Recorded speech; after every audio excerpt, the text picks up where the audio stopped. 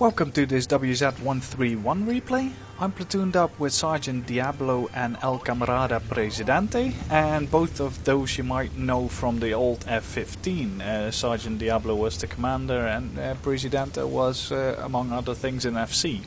And they appeared to be playing again, so Diablo invited me for a platoon, and we ended up on Fiery Salient here, where I'm the scout and Presidente is in the T-34-100 and Diablo is in the SU-101.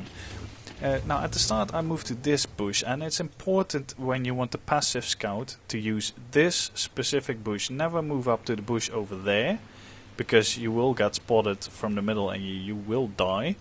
And if you go too far back you don't actually see anything. So this bush, and park at an angle so from the middle your ass is not sticking out. If you stand straight you will have your engine exposed and everyone will see you. With this nice angle you don't actually get spotted. So we're just sitting in this bush and trying to get some passive spotting done.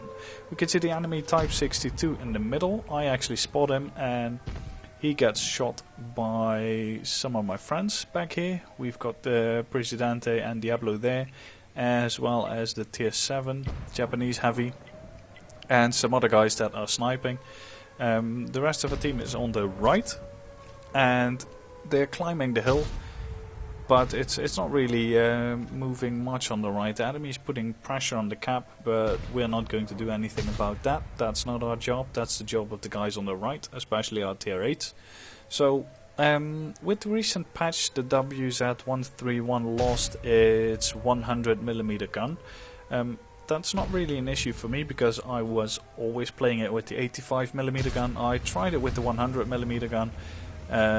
By the way, I'm moving up now because the A44 moved back. Presidente was saying that he wasn't getting spotted when firing anymore, so I deemed it safe for me to move up.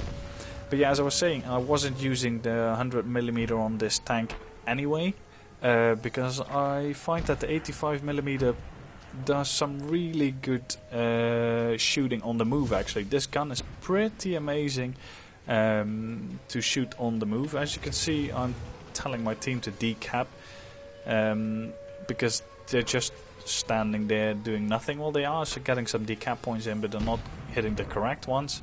I'm still spotting here, hoping that someone will damage these tanks properly.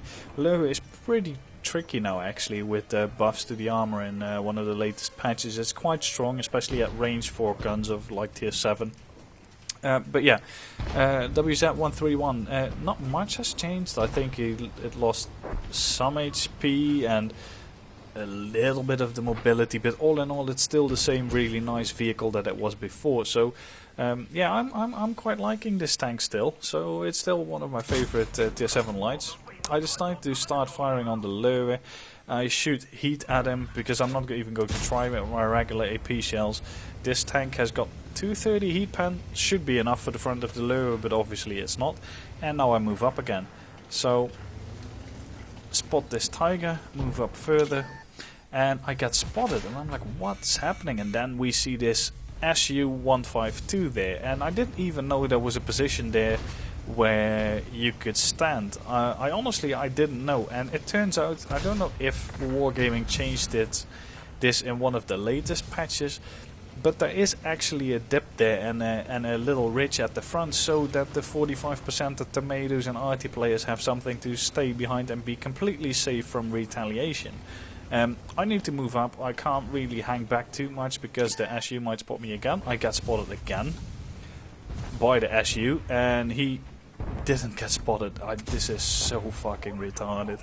He was in the middle of nowhere and he didn't get spotted until he fired. I mean, it's just so bad, and this guy can just retreat behind Little Ridge. Luckily I hit the Tiger P on the move, didn't expect that. But I'm caught in this dip now on 89 health, and there's not much I can do. The only thing I can do is hope that the Lure doesn't spot me and move up to spot this SU, because the SU will spot and will kill me in the next shot, because I can't go anywhere. So I just go forward and hope he doesn't actually see me.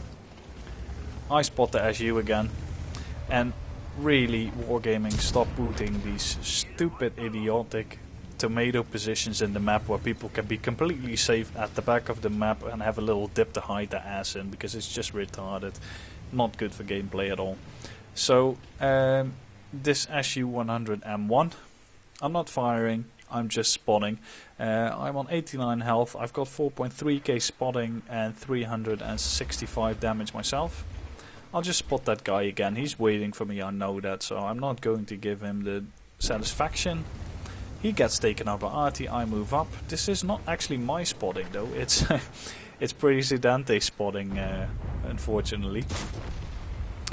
But yeah, we were just too late to pick up the kill on that Löwe. 5.1k spotting and time to move up again. Spot this UDES that is running away, that was trying to get some cheap shots in, and I move up. And it's surprising, but there's actually an Artie in this corner which hasn't been spotted by El Camarade, which is weird. So it sort of caught me by surprise that guy was there. I tell you, this gun is really good on the move, and then I drive over a little bump and it actually shoots over the enemy Artie, but I've still got heat loaded. I should really load AP, but at this point in the battle I'm just doing some barrel spotting because of Wargaming's great spotting mechanics. You only need to stick your barrel over a ridge to spot enemy tanks. You don't even need to stick your cupolas over. So I'm just spotting these guys. I'm not going in. I was thinking this Artie was going to make a move for me, but he's not that stupid. He could of course actually do it, because I'm a one shot, I cannot kill him in one shot. But yeah, luckily he's not going for me. One of my guys actually shoots him from the middle, now he gets hit again. I'm just waiting for him to turn, he turns away, and there we go. That's our cue to actually move and shoot him.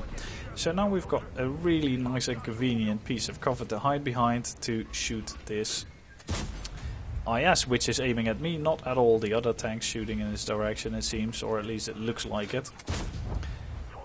Put a nice shot in, just switch back to AP because we don't need the heat for this. Unfortunately just too late to take him out, but the Tiger unfortunately obliges by getting spotted and take him out as well. So let's go to the post-results stats. So here we have the results of this little match in the WZ. As you can see, an ace tanker obviously, but also a patrol duty for all the spotting we did. All in all, we got 1522 base XP. We only did 869 damage, unfortunately. But then again, I mean, we did do a combined spotting of 6k, which is really nice for this tier 7. Enemy team, not too much special stuff. This IS-2 did some damage, and this guy did some damage from absolute safety.